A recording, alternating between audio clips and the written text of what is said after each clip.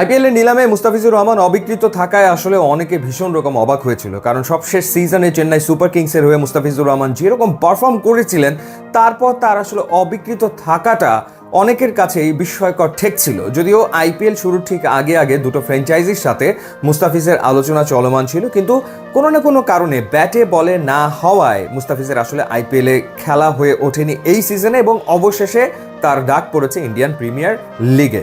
Delhi Capitals Mustafizur রহমানকে দলভুক্ত করেছে এবং তাদের যে অজি ক্রিকেটার জ্যাক ফ্রেশার ম্যাকগার্গ তিনি ব্যক্তিগত কারণ দেখিয়ে আইপিএল থেকে সরে দাঁড়িয়েছেন, যার কারণে মুস্তাফিজকে দলভুক্ত করেছে দিল্লি ক্যাপিটালস। এই মুহূর্তে পয়েন্ট টেবিলের 5-এ রয়েছে দিল্লি এবং তাদের সুযোগ রয়েছে শেষ 4 থেকে নকআউট স্টেজে খেলার। খুবই গুরুত্বপূর্ণ ম্যাচ বাকি রয়েছে গুজরাটের বিপক্ষে, মুম্বাইয়ের বিপক্ষে, পাঞ্জাবের বিপক্ষে, এবং ভালো চান্স রয়েছে দিল্লির আসলে শেষ 4-এ খেলার। তো সে কারণেই মুস্তাফিজকে দলভুক্ত করেছে দিল্লি ক্যাপিটালস, এবং এখন পর্যন্ত আইপিএলে মুস্তাফিজের যে পারফরমেন্স 57 ম্যাচ খেলে 61টা উইকেট তিনি নিয়েছেন, এবং বাংলাদেশের জার্সিতে টি-20তে তার যে পারফরমেন্স সেটাও দুর্দান্ত। 106 ম্যাচে 132 উইকেট তিনি নিয়েছেন, এবং আইপিএলে খেলার অভিজ্ঞতা তো তার রয়েছে। 2016, 17, 18, 21, 22, 23, 24 মৌসুমে তিনি আইপিএলে খেলেছেন। প্রথম 2 সিজন খেলেছিলেন তিনি সানরাইজার্স হায়দ্রাবাদের হয়ে, তারপরে তিনি 1 সিজন মুম্বাই ইন্ডিয়ান্সে খেলেছেন, রাজস্থান রয়্যালসের হয়ে 1 সিজন খেলেছেন, 2023-এ খেলেছেন দিল্লি ক্যাপিটালসের হয়ে, সবশেষ সিজনে তিনি চেন্নাই সুপার কিংসের হয়ে খেলেছেন।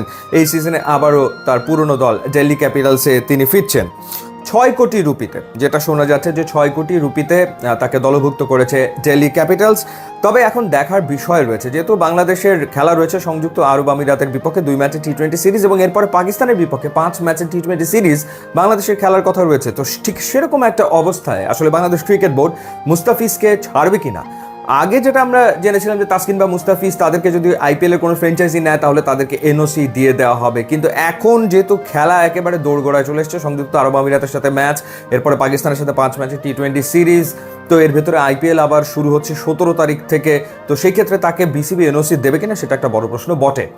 আর একটা ঘটনা যেটা হয়েছে সেটা হলো যে এই হঠাৎ করে যে ইন্ডিয়া পাকিস্তানের ভেতরে সংঘর্ষের ফলে যে আইপিএল পিএসএল বন্ধ হয়ে গেল, তার ফলে অনেক বিদেশি ক্রিকেটার যারা দেশে ফিরে যাচ্ছেন তারা আসলে আর এই সিজনে ব্যাক করতে চাচ্ছেন না আইপিএলে ব্যাক করতে চাচ্ছেন না, পাকিস্তান সুপার লিগে অনেকেই ব্যাক করতে চাইছেন না, যার কারণে ফ্র্যাঞ্চাইজিগুলো আসলে প্লেয়ার সংকটে পড়বে বা পড়তে চলেছে, এবং তাদের আসলে ইমিডিয়েট নিতে হবে, রিপ্লেসমেন্ট প্লেয়ার আসলে তাদেরকে নিতে হবে।